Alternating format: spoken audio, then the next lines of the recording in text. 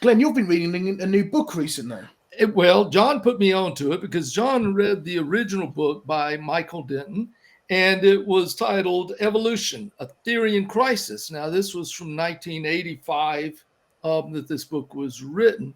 And I'm just going to start off with a quote that we've used many times before, a quote by Darwin. It says, if it could be demonstrated that any complex organ existed which could not possibly have been formed by numerous successive slight modifications, my theory would absolutely break down. Well, Michael Denton is got a medical degree and he's got a PhD in biochemistry, and he's certainly not a young Earth creationist by any stretch.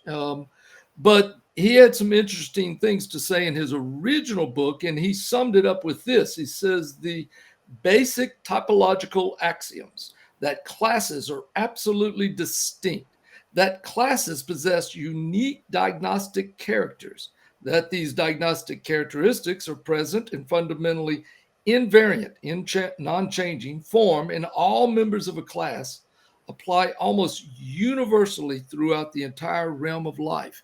And it's that understanding that allowed Charles Linné to develop the taxonomic system. We have a taxonomic system that allows us to classify, whether we're talking plants, animals, all the way down to the species level, because they fit into certain types, certain homologs.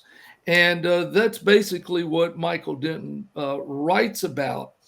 He says the living world is organized into a hierarchy of ever more inclusive classes or types, each clearly defined by a new unique homologue or suite of homologs possessed by all the members of the type. That's how the classification system works. Well, this is what he has found in his years of research. And what he did was he came back 30 years later and rewrote his book, because in 30 years, we've learned a lot about DNA. We've had 30 more years of finding fossils. And so maybe the conclusions, have changed. But he says for readers subjected to popular or pervasive claims by evolutionary biologists that there are innumerable transitional forms of organisms, it might come as something of a surprise that there are unique taxon defining novelties not led up to gradually from some antecedent form and which remain invariant after their actualization. In short, nature is still very much an empirical discontinuum. That means it's not a continuum of small gradations, but there are discontinuities of invariant unique forms, and there is no direct evidence that the gaps were ever closed by the functional continuums demanded by Darwinian theory. All talk of transitional forms or intermediate forms, and even the use of the word evolution, is largely empty rhetoric. And this is well known among evolutionists. He concludes this: division, especially where it appears profound, is counter evidence against the whole notion of gradual transmutation. 30 years later, despite the discovery of a huge number of new fossil forms and despite massive advances in every field of biology, especially Devo, evolution, de-evolution, it is still overwhelmingly true, as I insisted in my previous book on that he's talking about, that I insisted in evolution. And he says, as Darwin confessed 150 years ago. So it's clearly recognized that we have these distinct forms. The Bible talks about them as kinds. And the Bible is very clear, all life forms reproduce after their kind. Now, there's tremendous variation within those, so we can have these species within a kind, but they cannot change kinds. And the transitional forms are still non-existent. So what Michael Denton is essentially saying, mixed up with a lot of jargon in there, jargon. but he's effectively saying, and he's honest enough to admit, there are three major problems with evolution. Number one, the creatures appear to be in kinds inherently, which is what Scripture says it should be, and they don't change. Number two, you have no mechanism for changing the kinds. And number three, you have no evidence that the kinds ever changed at any point in the past. And they were really the three main things that evolution depends on. So let me just take over just for a minute or so and talk about two more aspects of this sort of mutation thing, right? Because we've spoken a lot about mutations, we've spoken a lot about changes, a lot about mistakes, and a lot about DNA. And of course, the big question is, well, what is DNA? Because even if you could prove, even if you could show, even if you could demonstrate that mistakes happen that lead to beneficial traits, that doesn't actually explain one of two things. Number one, it doesn't explain where the DNA came from in the first place. And number two, it still doesn't prove that that's the way that life evolved. Right? So let's just briefly look at those 2 points and start off with DNA as a design. And we've spoken about design lots and lots of times on creation research, and you'll know the famous definition of design, which John Mackay promotes, and we've sort of taken on. In order to define a design, you are looking for a end result, a product that does not that has properties rather that do not come from the materials it's made of. All right, break that down into something fairly simple. What is a car? It is a 100% moving object made out of 100% non-moving parts, right? Metal, lumps of rock, lumps of trees, right, where the rubber comes from, and fuel buried in rock layers do not inherently hold properties that put themselves together into a moving vehicle. In order to do that, in order to get a moving vehicle, in order to get something, an end product that has properties that moves you, you actually have to have an intelligent designer take those individual properties and put them together in a way that produces an end product with properties that do not come from the material that it's made from, i.e. the car moves and the steering wheel goes in the right way and the wheels turn the right way when you move the steering wheel, and when you press the middle it honks, right? These are all properties that do not come from the raw materials. If you really want to break it down even simpler, I mean, think about things like John famously uses the example of the boomerang. We can use the example of the guitar, right? Guitar is made out of wood and horsehair. Well, you can strum trees and horses as much as you like. You're never going to produce, Mozart symphonies. But if you take those raw materials, and if you're not part of those raw materials, if you existed before the end product of the guitar, and if you're far cleverer than the guitar, you can actually take those individual components and carve them and shape them into a musical instrument. You can take wood, which when you throw wood doesn't come back to you, but you can carve it into an aeroplane wing, put an airfoil on one end, and when you throw it, it does come back to you, and we call it a boomerang. Now, all of these end products have examples and properties that do not inherently come from within the material that it's made from. It's the same with a stone tool and all of this kind of stuff. And then we ask the question of information, right? And we inherently know that information comes from an intelligent source, because you know that if you took a pen and paper, locked it in a safe for 100 years, came back in 100 years' time and somebody had written on it, hello, somebody. You know, if you came back and just found it with the words on it, which said, hello, my name is Dave, you would instantly know that somebody called Dave went in there and wrote it. It didn't happen by itself. And you could shake that safe around for 1,000,000 years. You still wouldn't get a coherent code out of it. So every example we've ever seen of information tells us that it comes from an intelligent source. But information itself, well, how do we define that? Well, you can define it simply by it being a design.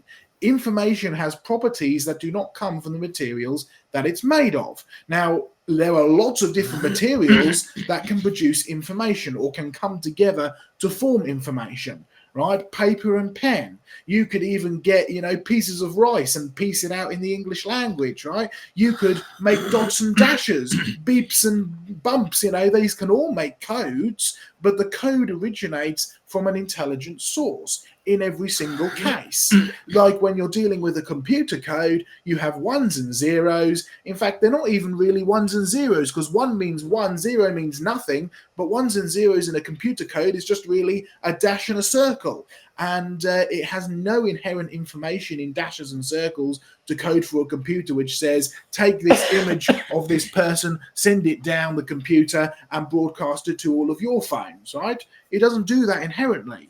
But if you get somebody who existed before the computer code, somebody who's not part of the computer code, somebody who's far greater and more powerful than the computer code, they can take ones and noughts and put them together into a sequence which tells the computer to do something. Or even Glenn's punching your old holes, right, to make a computer system. It's the same principle. Now, this always comes from an intelligent source, and computer codes bear the hallmarks of being designed, because it is a code. The code inherently has properties that do not come from the materials that make that code up.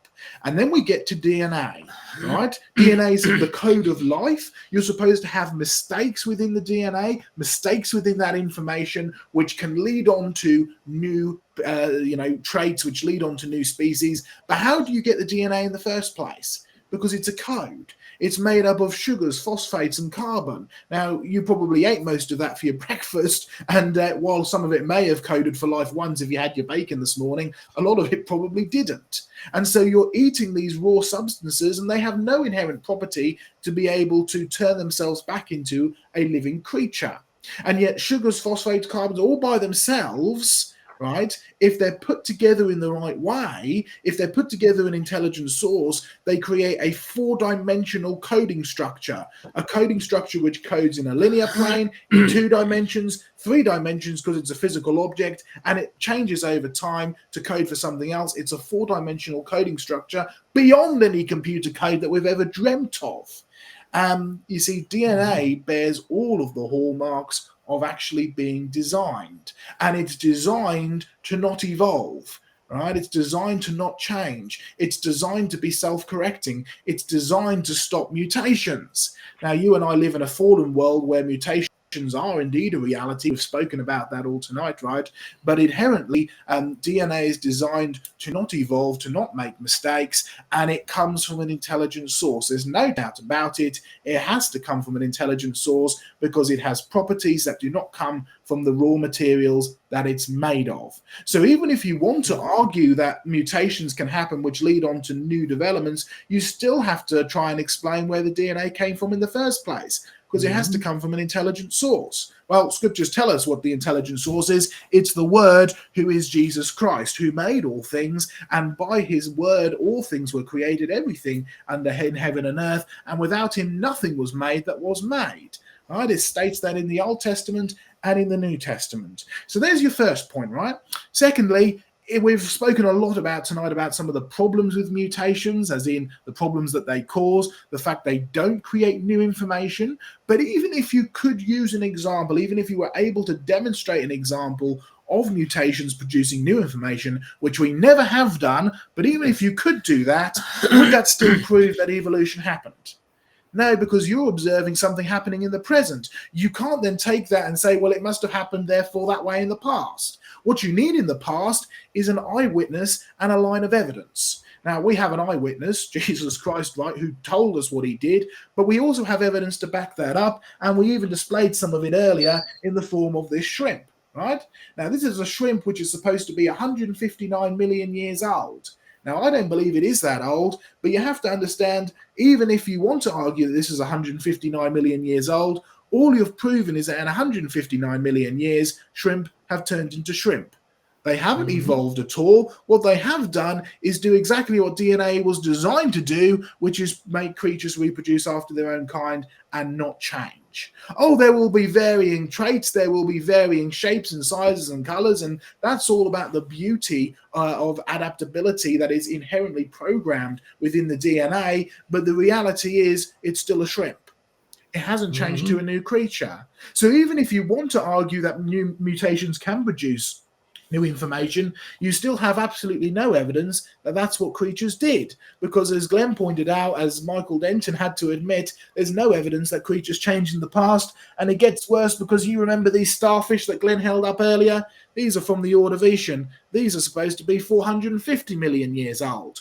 And you knew that they were starfish because they looked like starfish because they haven't actually changed. So you see, all this discussion about mutations is fantastic, and all the research that's been done has been great. But even if we are one day able to find mutations that do produce new information, and I don't believe that we ever will, but even if you are able to produce that, you still have the major problem of where did that information come from in the first place? And what about the fact that the fossil record proves that creatures don't change and haven't changed in the past? All they've done is exactly what God told them to do 10 times in Genesis chapter 1, which is reproduce after their own kind.